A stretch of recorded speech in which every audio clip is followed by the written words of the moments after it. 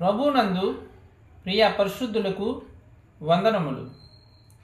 318వ దినము. కుటుంబ బలిపీఠం 2 నవంబర్ 14.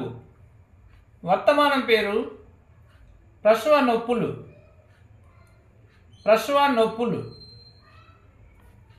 యోహాను సువార్త 16వ అధ్యాయము 20 నుండి 22 వచనాలు. మీరు ఏడ్చి ప్రలాపింతురు గాని లోకము సంతోషించును, మీరు దుఃఖింతురు గాని మీ దుఃఖము సంతోషమగునని మీతో నిశ్చయముగా చెప్పుచున్నాను. స్త్రీ ప్రసవించునప్పుడు ఆమె గడియ వచ్చెను గనుక ఆమె వేదన పడును. అయితే శిశువు పుట్టగానే లోకమందు నరుడొకడు పుట్టెనని సంతోషము చేత ఆమె ఆ వేదన మరి జ్ఞాపకము చేసుకొనదు. అటువలే మీరును ఇప్పుడు దుఃఖపడుచున్నారు గాని మిమ్మును మరలా చూచెదను. అప్పుడు మీ హృదయము సంతోషించును, మీ సంతోషమును ఎవడును మీ యొద్ద నుండి తీసివేయడు. సమాంతర లేఖనములు. యోహాను సువార్త 16వ అధ్యాయము 5 నుండి 28. వర్తమాన పేజీ చదువుకుందాం.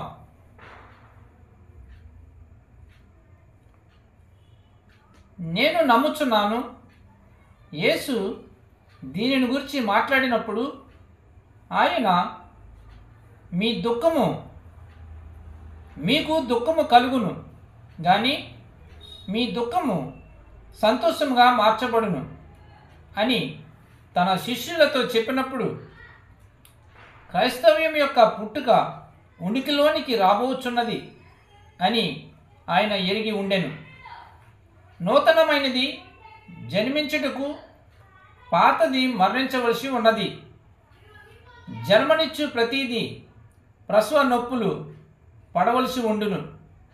మరియు ధర్మశాస్త్రము నుండి కృపలోనికి దాటిపోవుటకు నిశ్చయముగా వారు నొప్పులు, శ్రమలు, వేదనలు గుండా ప్రవేశించారు.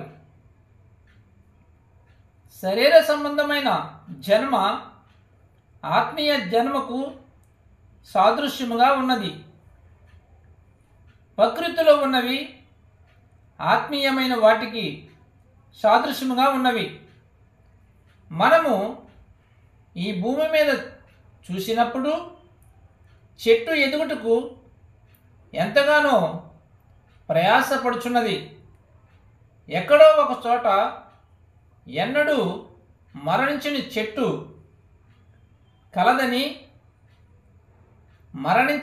కలదని అది సూచిస్తున్నది. ఎలయనగా అది దేని కొరకు ఆక్రందన చేయుచున్నది. ప్రజలు ఎంత వృద్ధులైనను రోగులైనను ఏ స్థితిలో ఉన్నను వారు జీవము కొరకు ఆక్రందన చేస్తారు.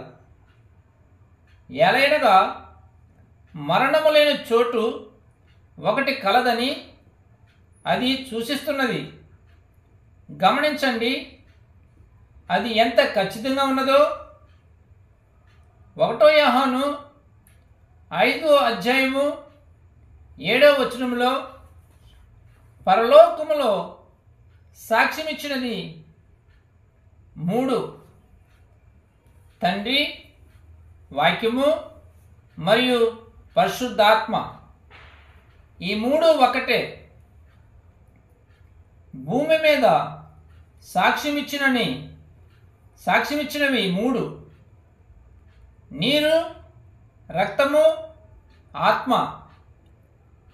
అవి ఏకీభవించుచున్నవి అని చెప్పబడెను.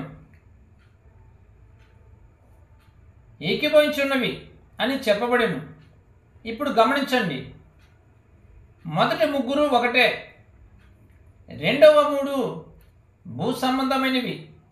అవి అంగీకరించుచున్నాయి. కుమారుడు లేకుండా తండ్రి లేడు. కుమారుడు లేకుండా నీవు పరిశుద్ధాత్మను కలిగి ఉండలేవు.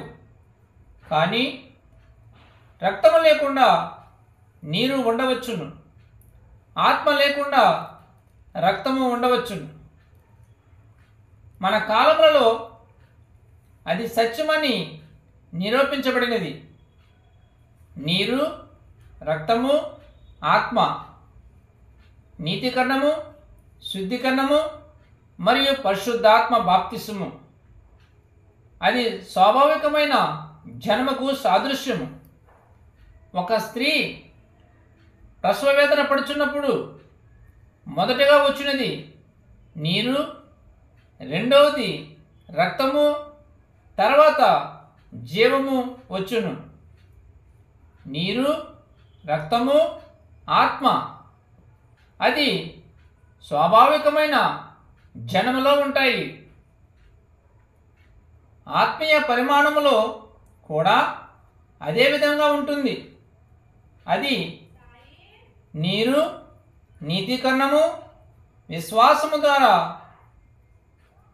దేవునిని విశ్వసించుట, ఆయనను నీ సొంత రక్షకుడిగా అంగీకరించుట, బాప్తిస్మ పొందుట.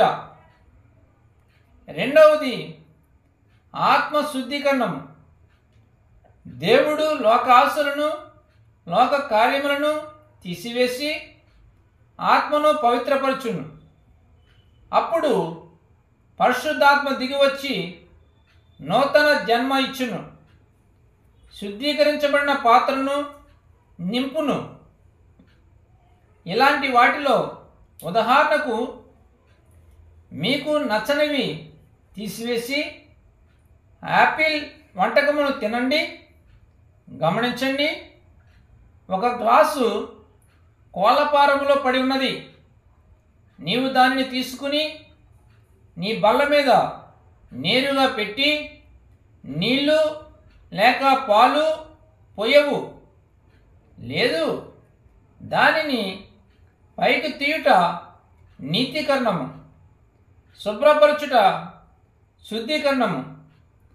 శుద్ధీకరణం అనే గ్రీకు పదమునకు మిశ్రమార్థము కలదు. శుభ్రము చేసి సేవ కొరకు ప్రక్కన పెట్టుట. సేవలో కాదు, సేవ కొరకు.